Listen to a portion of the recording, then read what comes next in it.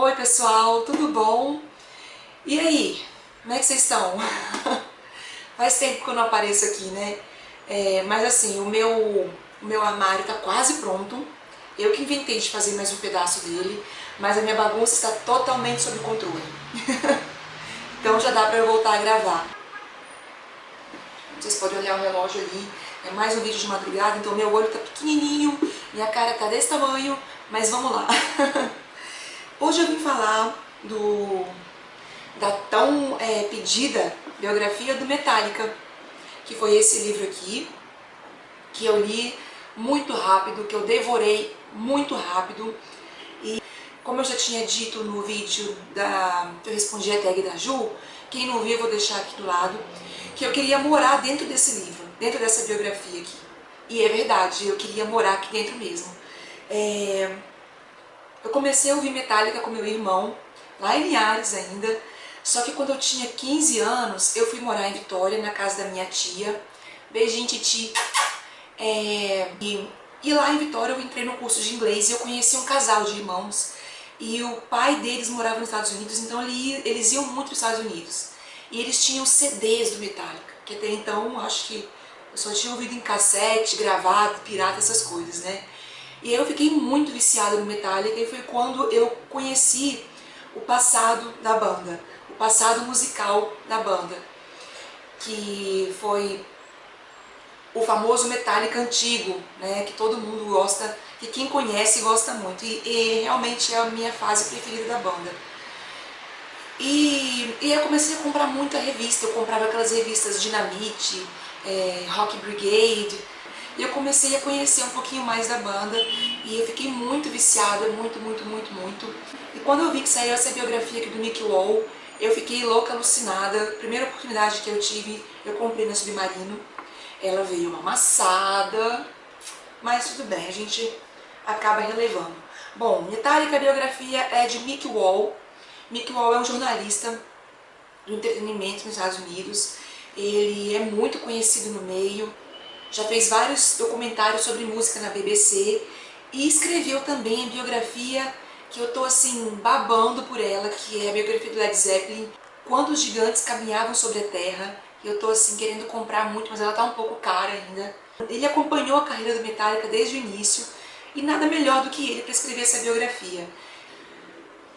Metallica, para quem não conhece, é uma banda norte-americana que surgiu aí no final da década de 70, já início dos anos 80, e eles são considerados atualmente a melhor banda de metal da atualidade.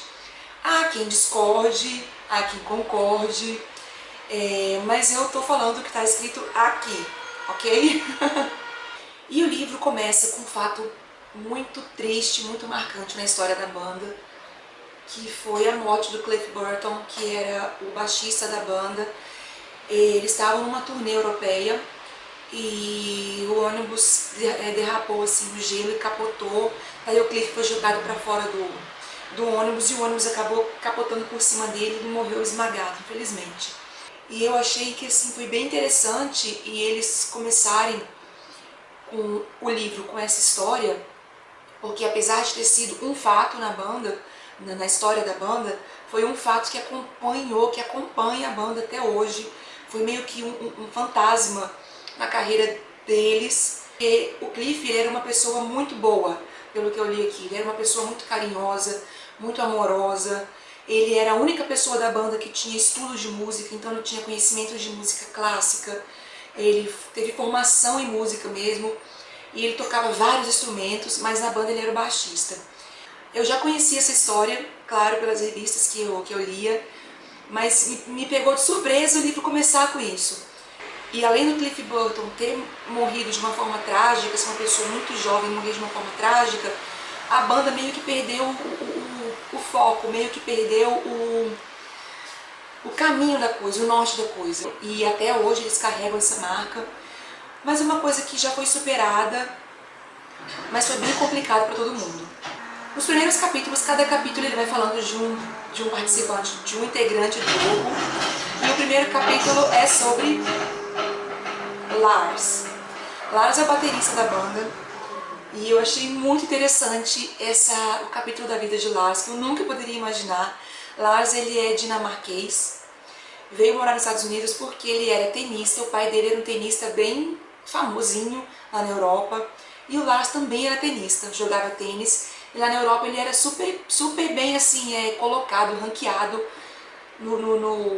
nos campeonatos lá, estava entre os 10 melhores da Europa.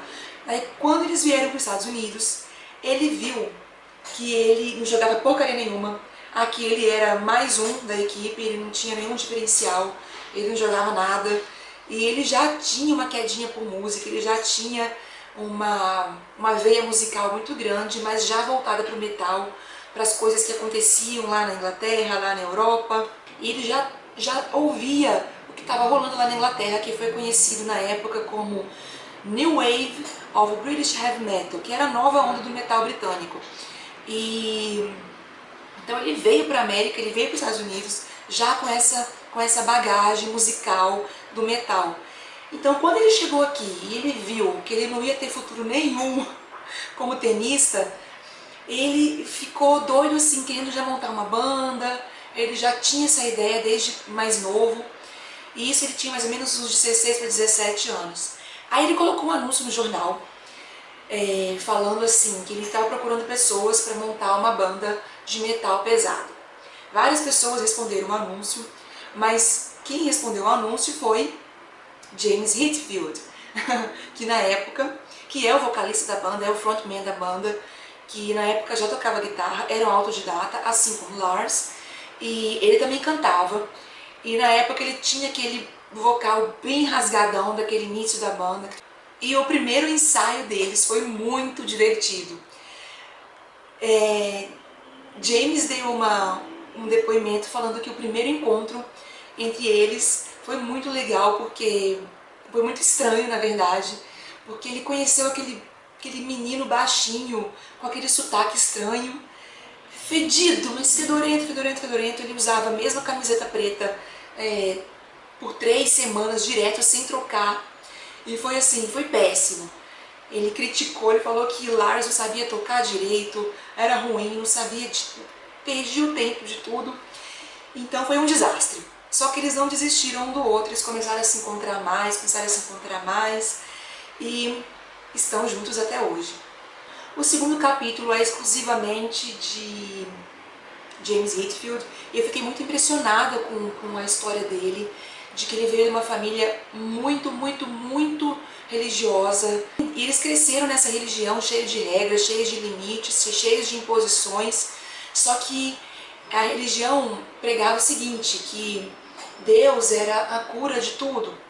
Então se você ficasse doente, você não podia tomar nenhum remédio, médico não podia fazer nada, porque quem cura, quem dá a doença é Deus, e quem cura é Deus, é mais ou menos isso. Então ele viu a mãe dele definhar com uma doença, e ele ia para a igreja assim, ele via a mãe deitada assim numa mesa, numa maca, e as pessoas rezando em cima da mãe, e a mãe morrendo, sofrendo muito. Então isso meio que o traumatizou James, e ele, depois que a mãe dele morreu, ele falou, não quero mais, não vou mais nessa igreja, eu não quero mais saber dessa religião, e ele saiu. E o pai dele, desde muito cedo, muito alcoólatra, então ele tinha uma irmã também muito desajustada, que não se encaixava, que vivia fugindo de casa e voltava bêbada, embriagada. O pai deles bebia muito, e eles foram morar muito novos com o irmão do pai, com o tio deles, e James também desde cedo bebia muita vodka. Então foi uma infância, uma adolescência assim, muito complicada para ele. Além de ter essa questão da morte da mãe, do abandono do pai, do alcoolismo da família, de uma irmã que não ligava para nada, ele tinha complexos com ele mesmo, com o corpo dele. Ele era muito magro, muita espinha no rosto, e ele tinha vergonha, então ele não tinha namorada, ele não tinha vergonha de chegar nas meninas, então ele viveu com todos esses problemas. Depois que eu li o primeiro capítulo, que era sobre o Lars, e o segundo capítulo, que era sobre o James, eu comecei a analisar a capa desse livro. Eu achei a capa desse livro uma ideia genial, achei fantástica, tá? Porque Lars, ele é isso aqui que vocês estão vendo. Ele é uma pessoa autoconfiante, cheia de si, Tem até aqui, eles falam que o Lars era muito viva eu, porque ele se amava muito, ele tipo, sabia o que ele podia fazer, o que ele não podia fazer. Então ele era aquela pessoa muito persistente, muito mesmo, ele ia atrás do que ele queria. Ele era uma pessoa muito feliz também, contagiava as pessoas com a alegria dele e ele conversava com todo mundo, ele era muito descolado, então ele tinha essa personalidade aqui. E o Lars, ele, apesar de ser o frontman da banda hoje, aquela figura confiante que a gente vê hoje nos palcos, não, ele cresceu com muita raiva, muito ódio das pessoas, do que a vida fez com ele. O antagonismo entre a personalidade dos dois é tão forte que essa capa aqui ficou perfeita, fica perfeita quando você conhece a história de cada um. Uma pessoa super confiante, super autoconfiante, que era o Lars, e uma pessoa frágil, cheia de problemas e que canalizou toda a sua raiva, todo o seu ódio para a música. Então, eu achei essa capa genial. Além dela ser linda, né, bem minimalista, mas ela é sensacional. Eu adorei. Passei a gostar ainda mais. Eu já tinha gostado da capa, mas eu passei a gostar ainda mais.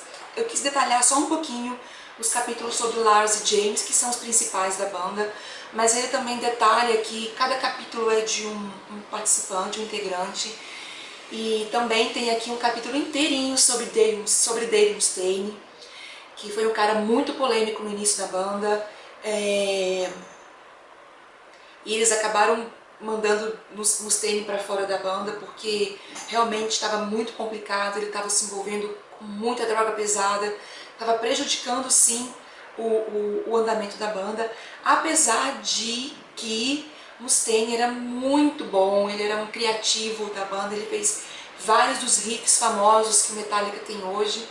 E para quem não sabe, hoje o Mustaine ele é o líder do Megadeth, e eu já fui no show do Megadeth, foi muito mágico pra mim vê-lo bem de pertinho. Eu tava bem perto, foi muito legal. E passando esse detalhamento de todos os integrantes da banda, vai pra história da banda em si. De todos os perrengues que eles passaram no início, de tudo que eles fizeram pra conseguir tocar. Aí mostra um perfil muito insistente do Lars, porque, gente, sério, sem ele, sem a insistência dele, a banda estaria tocando até hoje em fundo de quintal. Porque, cara, ele era muito chato. Ele era muito chato, ele era muito pentelho. Do tipo assim, ele chegava num bar, e aí, deixa a gente tocar aí hoje? Não, não vai poder não. Não, cara, deixa a gente tocar aí hoje. Não, aqui não vai dar, aqui não. Não, cara, só hoje a gente tocar só um pouquinho, toca só um pouquinho e para. Não, velho, não vai dar pra você tocar aqui por causa disso. Assim, não, cara, mas é só um pouquinho, a gente quer tocar muito. Não, não, não vai dar. Não, só um pouquinho, deixa a gente tocar, cara. Por favor, deixa a gente tocar, deixa a gente tocar. Tá bom, então toca. Era assim.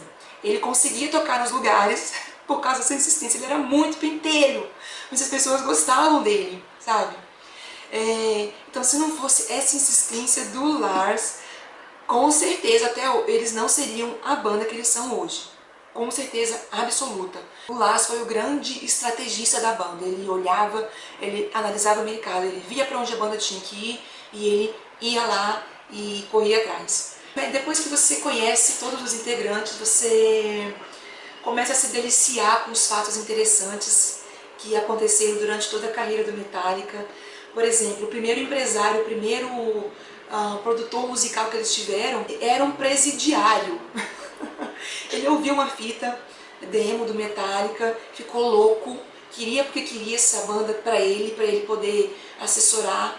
E aí ele começou a fazer contato com o Lars por telefone, e quando eles se encontraram, eles ficaram sabendo que o cara estava preso. Ele estava numa prisão, albergue, que ele ficava durante a semana toda, e final de semana ele ia para casa.